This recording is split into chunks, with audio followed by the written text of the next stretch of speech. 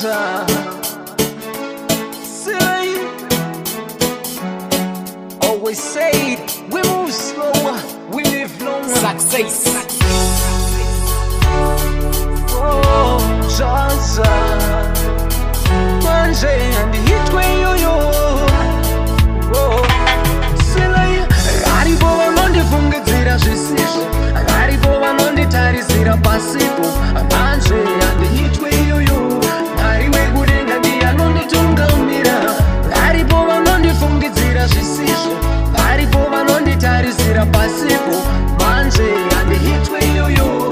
Mwari wekudenga ndiye anonditungamira. Kutanga ndinotenda murisa matenga muridzi werino pasi pamwe chete nairodenga anasi ndinotenda ndaiwo mweya wekufema zvisine zviri kufamba kana kuti zviri kunetsa Jehovha ndinotenda nana ningi nanatemba vanondifadza kunyangwe vanondinetsa konse we met for a reason for that sake I'm believing kuregerera pamwe nekukanganira nekuti hondo dzese nondimirira Jehovha handihitwe iyoyo Mwari wekudenga ndimi unondimirira varipo vanondifungidzira zvisizvo varipo vanonditarisira pasipo manje handihitwe iyoyo Mwari wekudenga ndiye anonditungamira varipo vanondifungidzira zvisizvo varipo vanonditarisira pasipo manje handihitwe iyoyo Mwari wekudenga ndiye anonditungamira safunge uri muranda kana kuti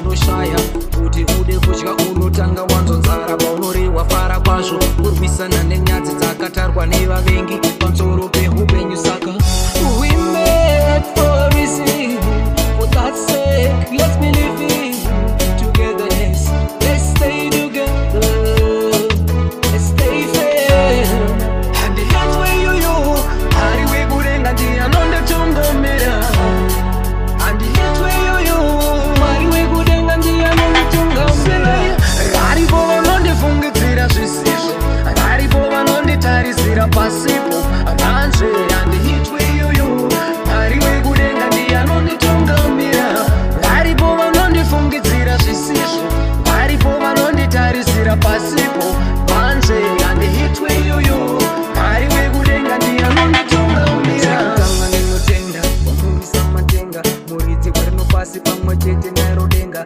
anasi ndinotenda ndaiwo mweya wekufema zvisine zviri kufamba kana kuti zviri kunetsa Jehovha ndinotenda nana ningi nanatemba vanondifadza kunyangwe vanondinetsa cause we met for a reason for that sake I'm believing kuregerera pamwe nekukanganira nekuti hondo dzese nondimirira Jehovha handihitwe iyoyo Mwari wekudenga ndimi unondimirira varipo vanondifungidzira zvisizvo varipo vanonditarisira pasipo manje handihitwe iyoyo Mwari wekudenga ndiye anonditungamira varipo vanondifungidzira zvisizvo varipo vanonditarisira pasipo manje handihitwe iyoyo Mwari wekudenga ndiye anonditungamira